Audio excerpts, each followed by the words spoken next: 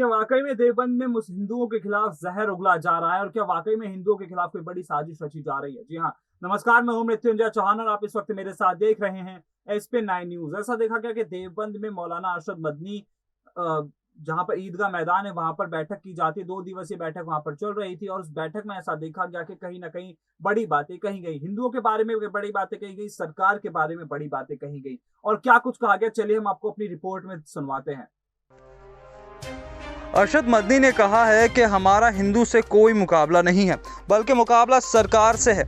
देश के हालात बिगड़ रहे हैं, लेकिन सत्ता में बैठे लोगों की ज़बान बंद है। आपको बता दें कि देवबंद के ईदगाह मैदान पर चल रहे जमीयत उलमा हिंद की राष्ट्रीय प्रबंधन कमेटी के 2 दिवसीय इजलास की शाम 8 बजे से आयोजित हुई दूसरी बैठक में जमीयत उलमा हिंद के प्रमुख और दारुल उलमा देवबंद सदर उल मुदर्सिन मौलाना सैयद अरशद मदनी ने शामिल हुए थे। इस दौरान पंडाल में पहुंचने पर जमीयत उलमा हिंद के अध्यक्ष और पूर्व सांसद मौलाना महमूद मदनी ने मौलाना अरशद मदनी का भव्य भी स्वागत किया।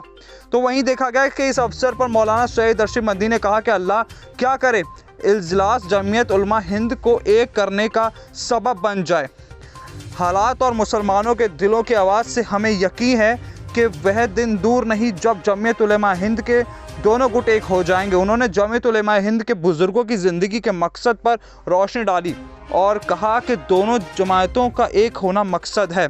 तो वहीं ये भी देखा गया कि उन्होंने सरकार पर भी सीधे तौर पर निशाना साधा। सरकार पर निशाना साधते हुए उन्होंने जैसे बताया कि उनका हिंदुओं से कोई लेना देना नहीं है, ना ही हिंदुओं से उनका कोई मुकाबला है। उनका मुकाबला सीधे तौर पर सरकार से है, जो कहीं ना कहीं अपने एजेंडा और नैरेटिव को सेट करने में लगी हुई है।